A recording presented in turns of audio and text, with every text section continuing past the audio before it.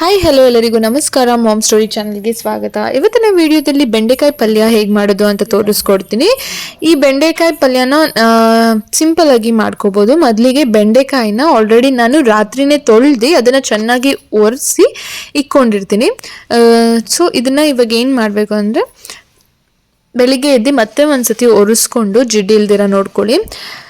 ಇದಕ್ಕೆ ಸಣ್ಣದಾಗಿ ಕಟ್ ಮಾಡ್ಕೊಬೇಕು. ಕಟ್ ಮಾಡಿಕೊಂಡು ಒಂದು ಪ್ಯಾನ್ನಲ್ಲಿ ಸ್ವಲ್ಪ ಆಯಿಲ್ ಹಾಕ್ಕೊಂಡು ಫಸ್ಟ್ ಇದನ್ನು ಚೆನ್ನಾಗಿ ಹುರ್ಕೋಬೇಕು. ಈ ರೀತಿ ಬ್ಲ್ಯಾಕ್ ಅಂದರೆ ಕಲರ್ ಚೇಂಜ್ ಆಗುತ್ತೆ, ನಿಮಗೆ ಗೊತ್ತಾಗುತ್ತೆ. ಒಂದು 2 to 3 ಮಿನಿಟ್ಸ್ ಈ ಥರ ಫ್ರೈ ಮಾಡಿಕೊಂಡು ಸೈಡಿಗೆ ಎತ್ತಿಕ್ಕಿ. ಸೊ ಅದೇ ಪ್ಯಾನಲ್ಲಿ ಒಂದು 3 to 4 ಟೇಬಲ್ ಸ್ಪೂನಷ್ಟು ಎಣ್ಣೆನ ಸೇರಿಸ್ಕೊಂಡು ಅದಕ್ಕೆ ಈರುಳ್ಳಿನ ಹಾಕ್ಕೊಳ್ತಿದ್ದೀನಿ. ಒಂದು 2 ಈರುಳ್ಳಿನ ನಾನು ಸಣ್ಣದಾಗಿ ಕಟ್ ಮಾಡಿಕೊಂಡು ಹಾಕ್ಕೊಳ್ತಿದ್ದೀನಿ.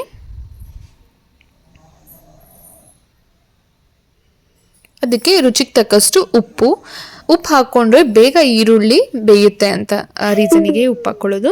ಸೊ ನೆಕ್ಸ್ಟ್ ನಾನಿಲ್ಲಿ ಟೊಮ್ಯಾಟೊನ ಹಾಕ್ಕೊಳ್ತಿದ್ದೀನಿ. 1 ಟೊಮ್ಯಾಟೊ ಅಷ್ಟೇ ನಾನು ಯೂಸ್ ಮಾಡ್ಕೊತಿರೋದು. ನೀವು ಎಷ್ಟು ಜನಕ್ಕೆ ಮಾಡ್ಕೊತಿದ್ದೀರಾ ಅಂತ ನೋಡಿಕೊಂಡು ಹಾಕ್ಕೊಳ್ಳಿ. ಮತ್ತು ಸ್ವಲ್ಪ ಅರಿಶಿನ. ಇದಕ್ಕೆ ಸಾಂಬಾರ್ ಪೌಡರ್ನ ನಾನು ಯೂಸ್ ಮಾಡ್ತಿರೋದು. 1 ಟೇಬಲ್ ಸ್ಪೂನಷ್ಟು ಸಾಂಬಾರ್ ಪೌಡರ್. ಇದು ಮನೆಯಲ್ಲೇ ಮಾಡಿರುವಂತಹ ಸಾಂಬಾರ್ ಪೌಡರ್. ನಾನು ಆಲ್ರೆಡಿ ಹಾಕಿದ್ದೀನಿ ರೆಸಿಪಿ, ಹೋಗಿ ಚೆಕ್ಔಟ್ ಮಾಡಿ. ಸೊ ಇದಕ್ಕೆ ನಾವು ಫ್ರೈ ಮಾಡ್ಕೊಂಡಿರುವಂತಹ ಬೆಂಡೆಕಾಯಿನ ಹಾಕ್ಕೊಳ್ತಿದ್ದೀನಿ. ಇದು ಇಬ್ಬರು ತಿನ್ಬೋದು ಪಲ್ಯ, ಇಬ್ಬರಿಗೆ ಮಾತ್ರ ನಾನು ಮಾಡ್ಕೊತಿರೋದು. ಕ್ವಾಂಟಿಟಿ ನೋಡ್ಕೊಂಡು ಮಾಡ್ಕೊಳ್ಳಿ ನೀವು.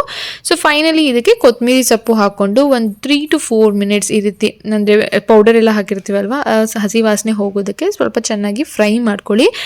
ನಿಮಗೇನಾದರೂ ಇನ್ನೂ ಸ್ವಲ್ಪ ಗ್ರೇವಿ ಥರ ಬೇಕು ಅಂದರೆ ಸ್ವಲ್ಪ ನೀರು ಹಾಕ್ಕೊಂಡು ಮಾಡ್ಕೊಳ್ಳಿ. ತುಂಬ ಟೇಸ್ಟಿಯಾಗಿರುತ್ತೆ. ಇನ್ನೂ ಸಬ್ಸ್ಕ್ರೈಬ್ ಮಾಡ್ಕೊಂಡಿಲ್ಲ ಅಂದರೆ ಸಬ್ಸ್ಕ್ರೈಬ್ ಮಾಡ್ಕೊಳ್ಳಿ.